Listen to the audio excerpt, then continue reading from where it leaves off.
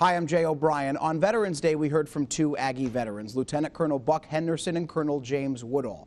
Our conversation covered a lot of things, but our story talked about how they recover Aggie Medals of Honor and bring them back here to Aggieland. But because we talked about so much, we wanted to show you more of our conversation. Here it is.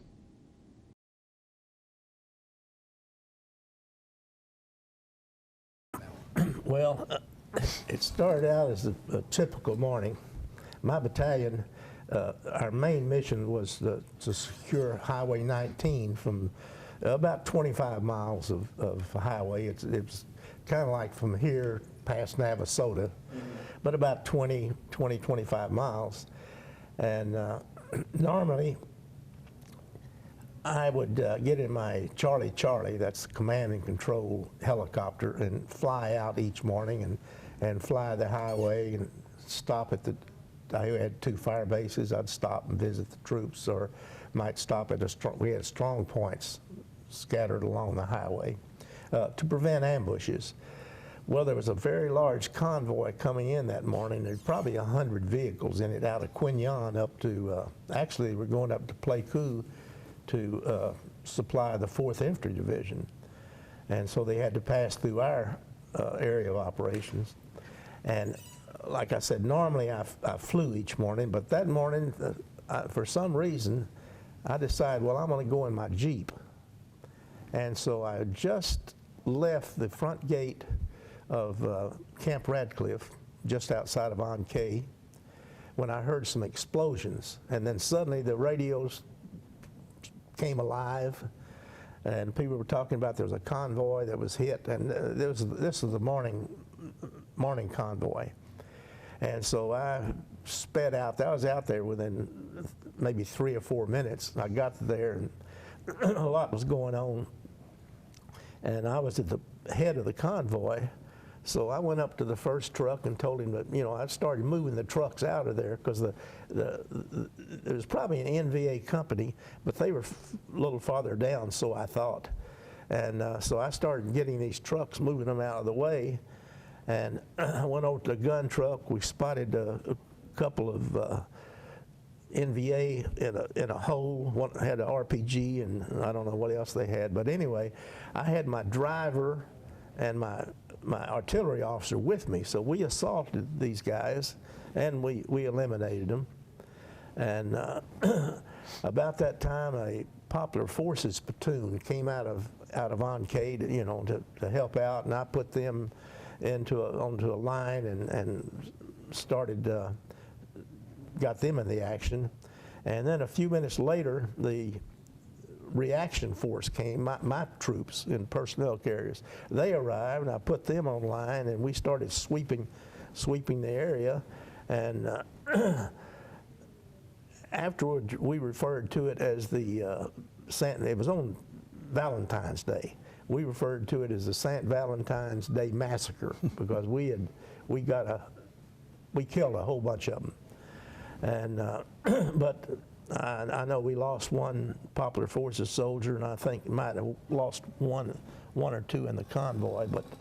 But we beat off probably at least an NVA company, if not more, and finally got the convoy moving. People get kind of panic when they start getting shot at, and they won't act. So that was the reason I had to go down there and make these drivers get those vehicles moving.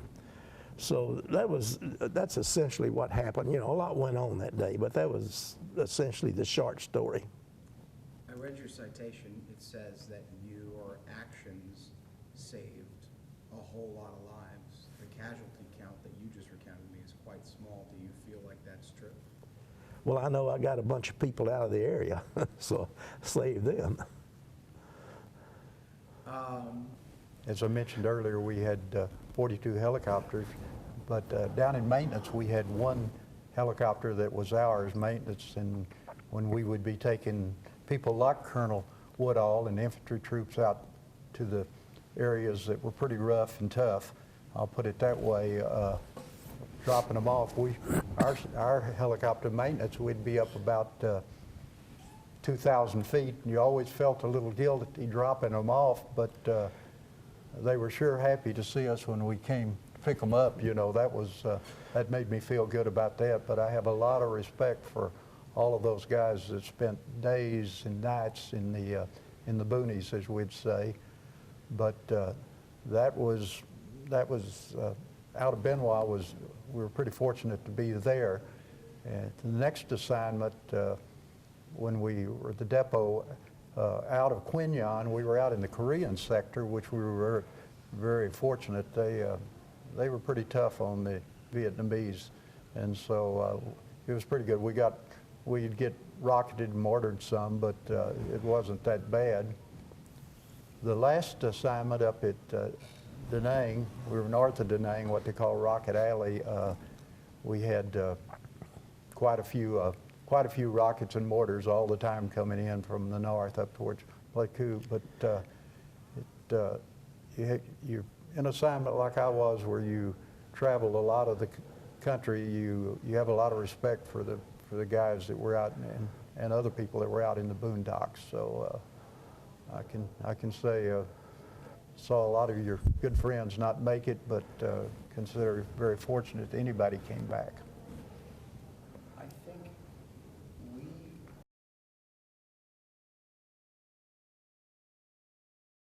It makes me uncomfortable. Yeah. So what I do, I just look them in the eye and tell them, thank you for buying my bullets. Because, you know, that's the one good thing about combat, or me in the Army, they give you free bullets. That's wonderful. Let me tell you something about that I left out a while ago. Yeah. After this action was over, my driver, who was really a good-looking kid, personable, really a nice young man, my driver, who was involved in this assault, he came up after the battle and said, "Sir, you're going to get me killed." And I told him, "No, Johnson, I'm not going to get you killed. I'm going to send you home a hero." And that's what I did. Yeah. Yep. And that's what you did. I got him a medal and sent him home. To be handsome with a medal. Yeah. You appreciate that, but you don't talk about it. And I guess this is probably about the first interview I've ever had where I've even talked about the military very much. But bottom line is, you find that most of the people that really have seen the real combat don't talk about it. I've found out over the years.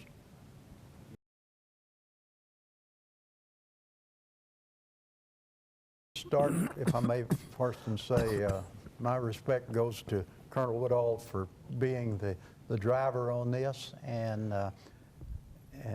it's without him we would not have had all of them for sure. But so I do appreciate the time and effort that he had put in on it, and but also to see the families here, because we did have a ceremony for all of the families that came down here for it later after we got the medals.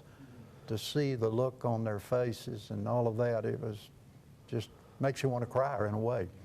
You know, it was great. So I salute Colonel Woodall for being the guy behind all of this. Colonel Woodall, you spoke with a lot of those families. You told me either over the phone or you met with them. What's that like? Well, at first they were, you know, a little leery. They didn't know who I was. And I explained who I was and so forth. And the more I talked to them, the friendlier they got, and we became good friends. And like one of them, Keithley, his family, I tracked the medal down to Wichita Falls. And I'd been told different stories. It was on this wall, or somebody else had it. Somebody in Graham had it. I talked to some people in Graham, and we eventually located the medal up in Wichita Falls. And the lady said, "Well, I don't want to mail it. I'm not going to mail it. It's too valuable to the family." I said, "You don't have to mail it. I'm coming after it." So I called Buck, and I said, "Buck, you got to go to Wichita Falls with me." Well, we made that trip, round trip to Wichita Falls. Wichita Falls is a long way from College Station. We made that. We got up early one morning and headed out, and met the family, and they were very receptive to the whole business, and they gave me some letters and so forth. A lot of that information I used when I wrote that Medal of Honor book from these actual letters written in World War II. So anyway, we got back here late that night, but we had the medal. We brought it back, and then on Monday I brought it over here to the Corps Center. So that was the hardest one, I guess, because the others, the people actually brought the medal.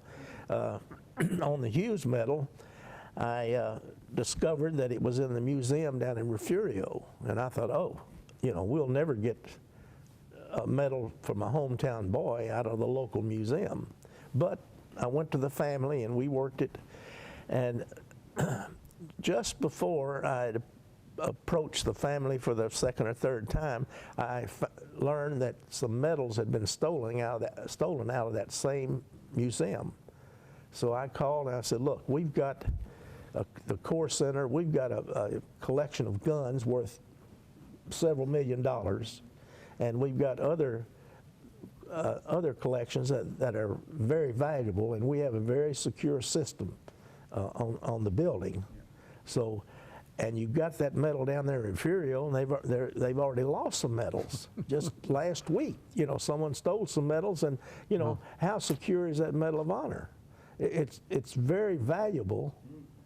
It's valuable to us. It's valuable to the family, and it could be sold on the black market for a few $1,000s with named on the back. I don't know what it would be, but you know, I'm a medal collector, and I've seen medals go for $100,000. You know, like British Victoria Cross and so forth. It's against the law to buy or sell a medal, not a congressional, that's the wrong term. It's against the law to buy or sell a Medal of Honor. But, you know, it's also against the law to shoot people. But, you know, so that's the way it works out. And I would think if that medal had been stolen, it would immediately go to Europe and go on the black market and wind up there. So I convinced them security was very important in this, and they finally donated the medal. And we say they loaned it because the medal always belongs to the family. Yeah. But it's on loan for display here in the Corps Center. And the other, like the Herald Medal, I finally located his son, and his son said, well, he used the medal in a class. He was teaching. He's a retired naval officer, but he taught a class in community college, and he brought that medal in as part of his class. And so he didn't want to give it up. He said, well, I will give you the samurai sword, and I will put it in my will that the Corps Center would get it once I was gone. But anyway, we talked several times, visited over the phone, and he finally agreed. In fact, he came up here from Florida and visited the Corps Center. And he finally said, okay, you can, after he saw the Corps Center and what we had done, he said, that's the proper place for the medal. So that was the story in recovering that. And on Fowler, I finally ran down his son up in Denver, and same story, you know. I eventually convinced him that this was the place for the medal. And we had a ceremony for each of those medals, and we had from 100 to 200 people attend the ceremony. And the ceremony was the dedication of the display and the presentation of the medal to the Corps Center. And it was a very interesting ceremony. They're in this building, but a lot of people don't realize this is the history of Texas A&M. And if you want to go back to 1876, you can find things here about A&M. It's just amazing what is here, and we've had people come and spend days. I mean, I've had people come, and I think they've read everything in here over a period of a week, and just wish that we got more students in here from all over the campus, you know, to come and visit more than they do. But it's a wonderful place on especially football weekends, to see the crowds that come through here and the programs. Let's talk about medals and war memorabilia in general. I think when you talk to people who I collect, I'll give you a little about myself. I collect civil memorabilia. And I was speaking with a gentleman once, and he said, and he was speaking about a congressional medal, and he said, you should really see one, just one, before you die, for the reason that there is no other feeling in the world than seeing, let alone receiving one, just laying eyes on them. Can you react to that for me? He is quite a collector. I'll let him go first of many things military. Well, I think the guy's right. If you see the actual medal, then it has to touch you some way. What is it? I'm trying to explain it for someone who doesn't get it the way that you gentlemen get it more than I do, and I get like a fraction of it. But for someone who doesn't even understand it, can you explain to me what any medal, especially Medal of Honor, because it is a Medal of Honor, what it represents for somebody who doesn't understand?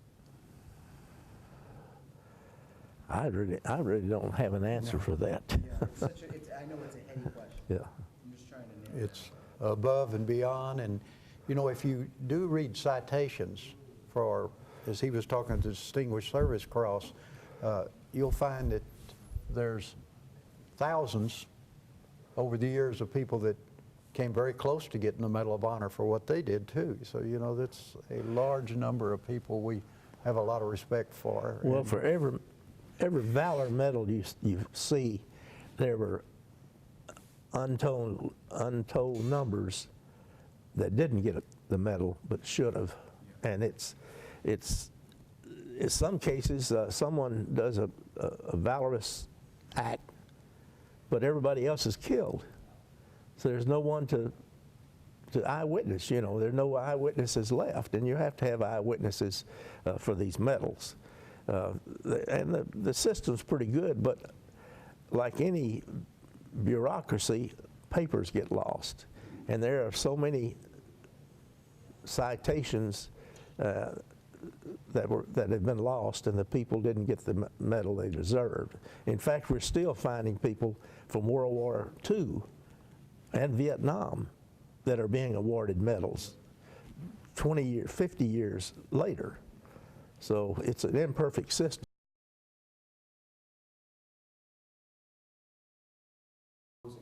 Yeah.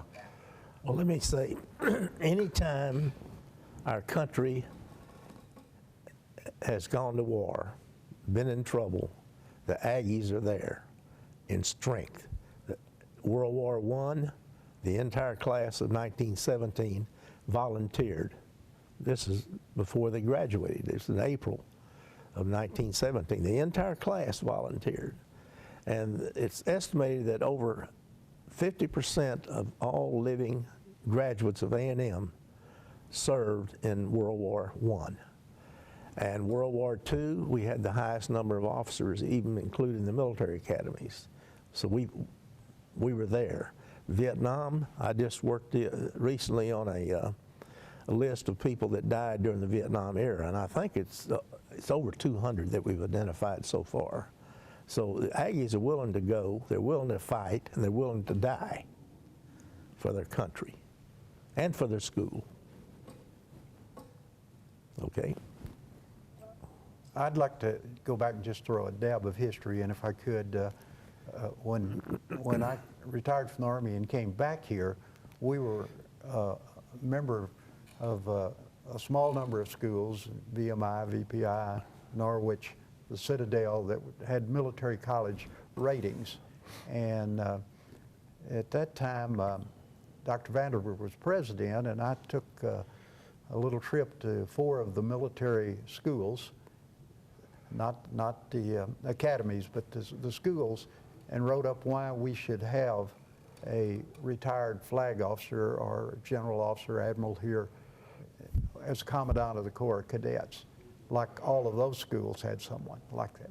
And within a very short period we did that, and I think that prestige of having a flag officer, a general or an admiral here over the Corps of Cadets has been wonderful for us as far as recognition, and we've definitely seen the Corps grow from this too in recent years. So I think that has been really, really good, and I think that as what Colonel Woodall has mentioned, and in the many books that have been written by the guys in our little history group, there's a lot of information in there that people have no idea about, and I wish the students today read more than they do, you know, because you see that they really don't, but they do watch television, so we're glad of that, you know. I won't say what a lot of them watch, but anyway, but I think this is a sacred place here from that standpoint here.